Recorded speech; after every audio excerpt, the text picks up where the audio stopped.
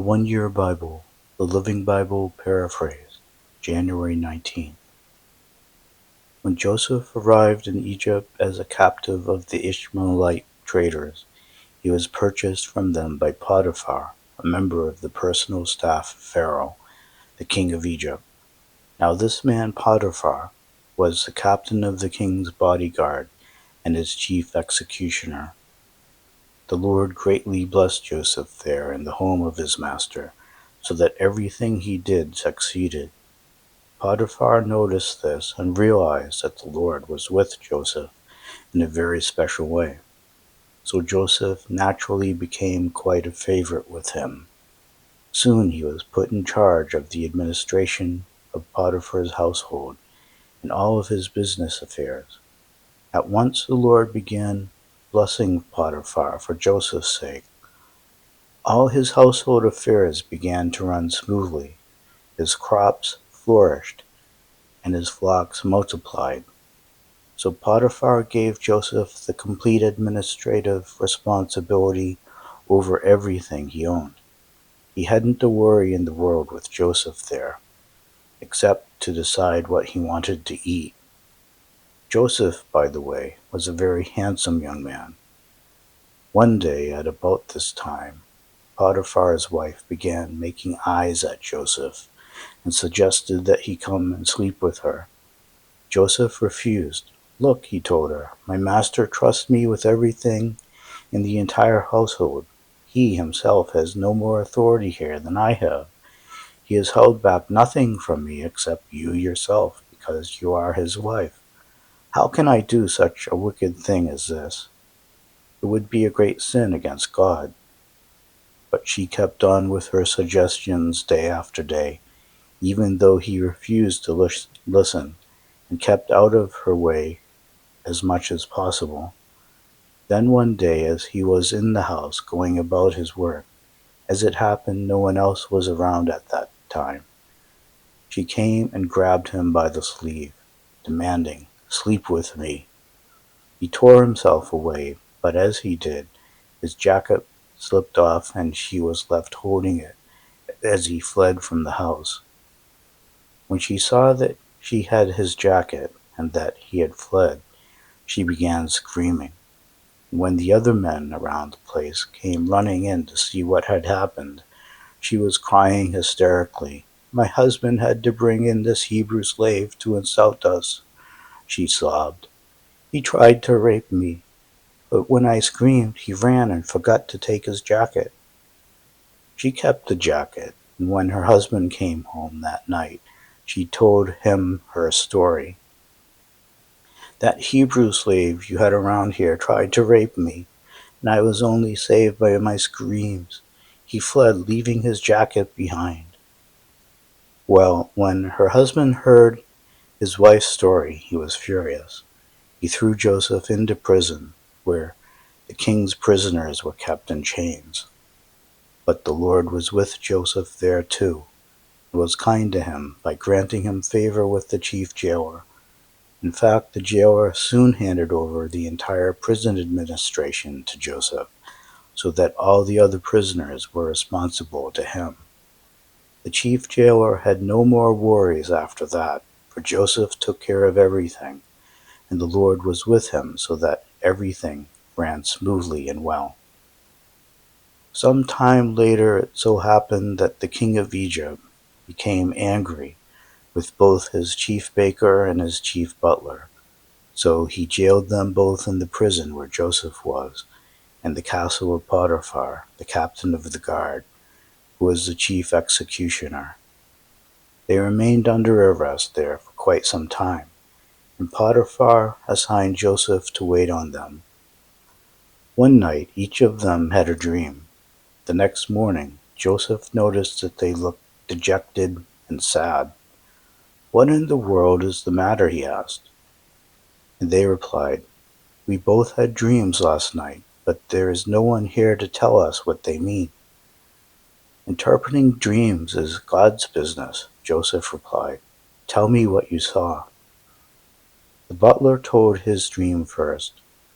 "In my dream," he said, "I saw a vine with 3 branches that began to bud and blossom, and soon there was clusters of ripe grapes. I was holding Pharaoh's cup in my hand, so I took the grapes and squeezed the juice into it and gave it to him to drink.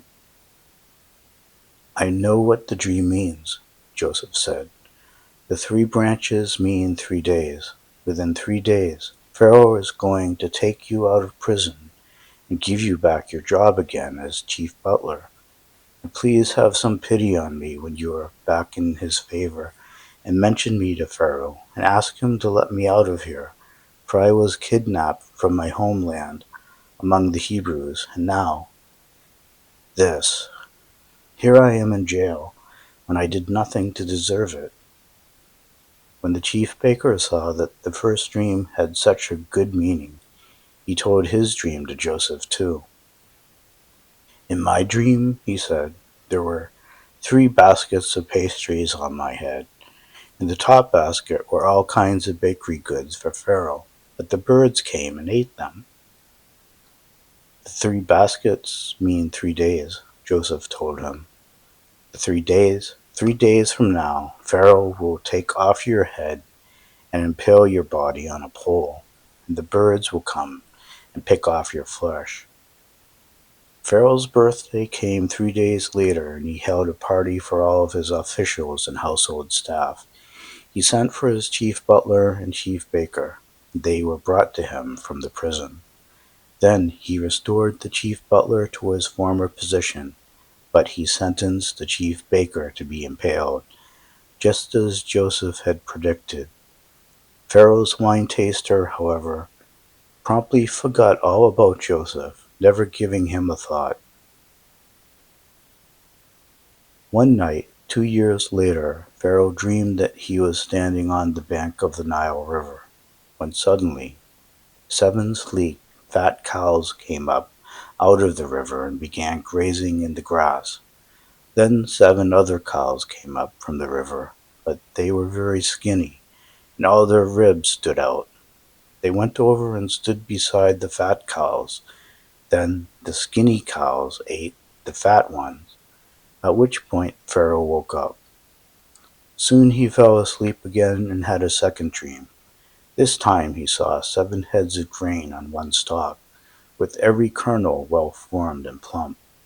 Then suddenly 7 more heads appeared on the stalk, but these were shriveled and withered by the east wind, and these thin heads swallowed up the 7 plump, well-formed heads. Then Pharaoh woke up again and realized it was all a dream. Next morning, as he thought about it, he became very concerned as to what the dreams might mean. He called for all the magicians and sages of Egypt and told them about it, but not one of them could suggest what his dreams meant. Then the king's wine tasters spoke up. Today I remember my sin, he said. Some time ago, when you were angry with a couple of us and put me and the chief baker in jail in the castle of the captain of the guard, the chief baker and I each had a dream one night. We told the dreams to a fellow young Hebrew there who was a slave of the captain of the guard, and he told us what our dreams meant. Everything happened just as he said. I was restored to my position of wine taster, and the chief baker was executed and impaled on a pole. Pharaoh sent at once for Joseph. He was brought hastily from the dungeon, and after a quick shave and change of clothes, came in before Pharaoh. I had a dream last night, Pharaoh told him, and none of these men can tell me what it means. But I have heard that you can interpret dreams. That is why I have called for you.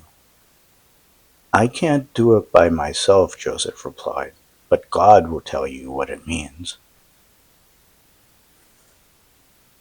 Matthew chapter 12 through 13.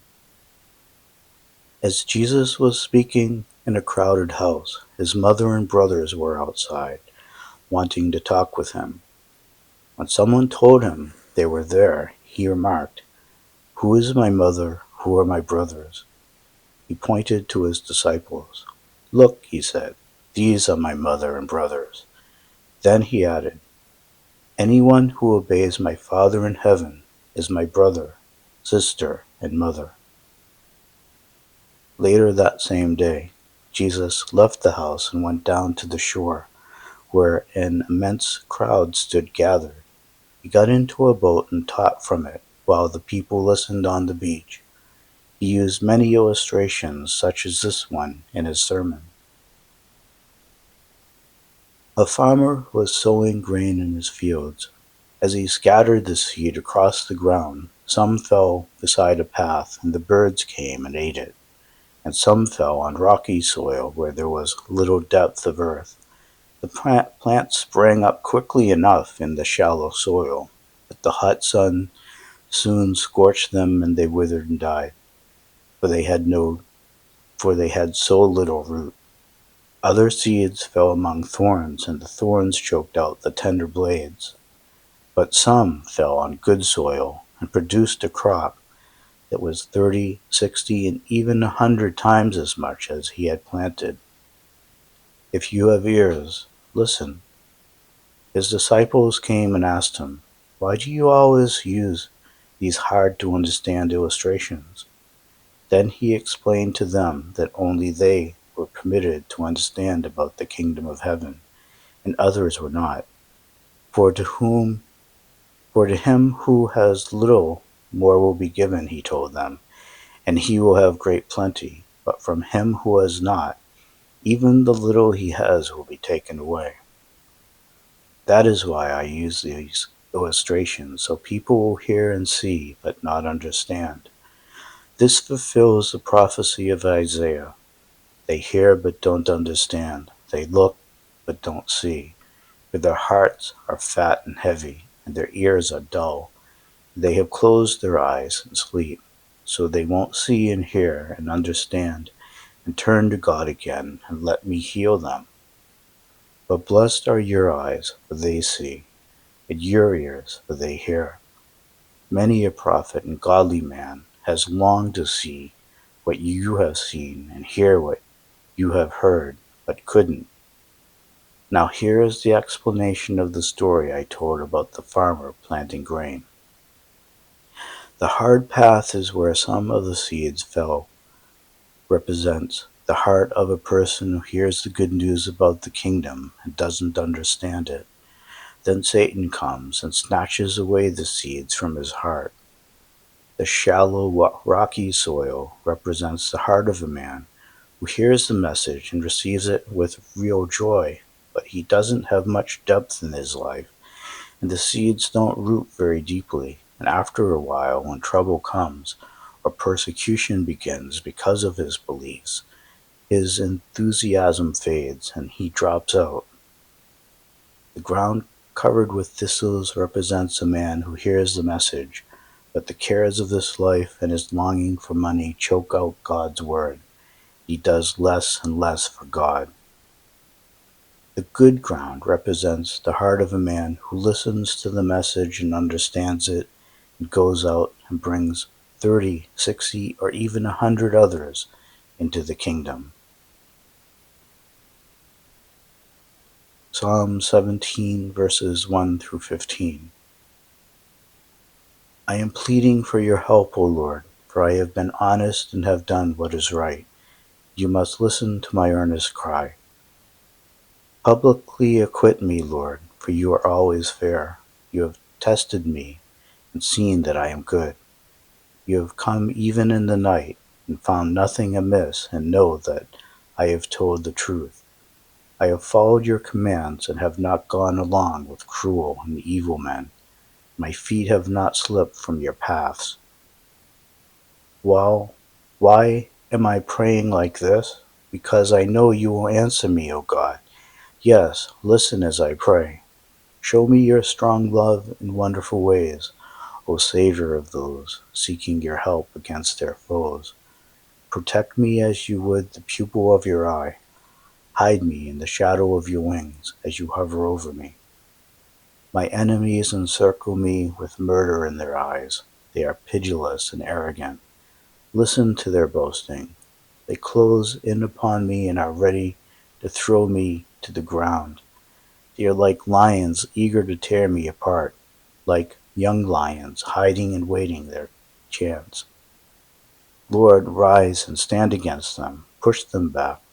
Come and save me from these men of the world, whose only concern is earthly gain, these men whom you have filled with your treasures, so that their children and grandchildren are rich and prosperous. But as for me, my contentment is not in wealth, but in seeing you, and knowing all is well between us. But when I awake in heaven, I will be fully satisfied, for I will see you face to face. Proverbs chapter 3, verses 33 to 35. The curse of God is on the wicked, but his blessing is on the upright. The Lord mocks at mockers, but helps the humble. The wise are promoted to honor, but fools are promoted to shame.